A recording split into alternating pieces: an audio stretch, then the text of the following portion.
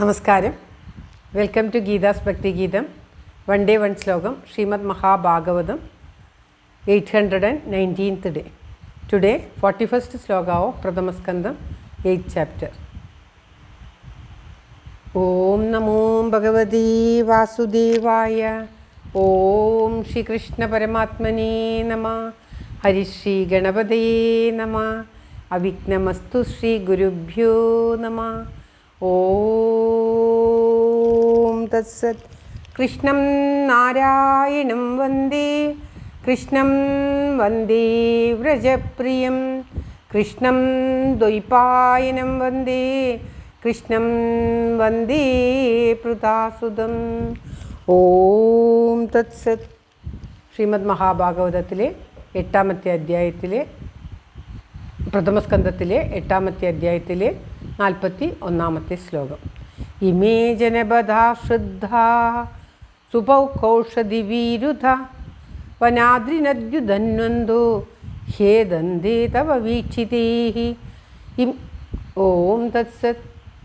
കുന്തിദേവി പറയുകയാണ്, കഴിഞ്ഞ ശ്ലോകത്തിൽ പാദങ്ങളുടെ വർണ്ണന കഴിഞ്ഞിട്ട് ഇപ്പോൾ പറയുകയാണ്, എന്നു മാത്രമല്ല അവിടുത്തെ കടാക്ഷം കൊണ്ട് തന്നെ ഇവിടെയുള്ള ഭൂമി, അതായത് ഔഷധവീര്യമുള്ള ചെടികളും മറ്റുള്ള എല്ലാ ചെടികളും ഭൂമിയിലുള്ള കാടുകളും മലകളും നദികളും ഒക്കെ സമൃദ്ധി വർദ്ധിച്ച് അതിമനോഹരമായിരിക്കുന്നു.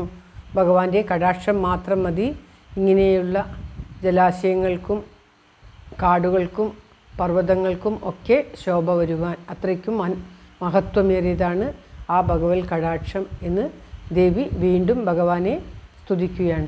എത്ര തന്നെ സ്തുതിച്ചിട്ടും മതിയാകാതെ ഭഗവാന്റെ കാലടികൾ പതിഞ്ഞതുകൊണ്ടുള്ള ഭൂമിയുടെ ഭംഗിയും നേത്രത്തിനെ കൊണ്ടുള്ള കടാക്ഷം കൊണ്ടുള്ള ഭംഗിയുമൊക്കെ പറയുകയാണ്. ശ്ലോകം ഒരിക്കൽ കൂടി. ഇമേ ജനപദാ ശ്രദ്ധ സുഭൗകൗഷധിവീരുധ വനാദ്രിനദ്യുധന്വന്തോ ഹേദന്തേ തവ വീക്ഷിതേഹി. ഓം തത്സത്. എല്ലാവർക്കും എല്ലാവിധ ആയുരാരോഗ്യ സൗഖ്യവും നന്മയും പ്രാർത്ഥിച്ചുകൊണ്ട് ഈ ശ്ലോകം സമർപ്പിക്കുന്നു. Geetha Rajan. Thank you for watching. All the best. Have A very very nice day. God bless you. ദൈവം അനുഗ്രഹിക്കട്ടെ. എല്ലാവിധ നന്മയും ഉണ്ടാകട്ടെ. ഓം തത്സത്.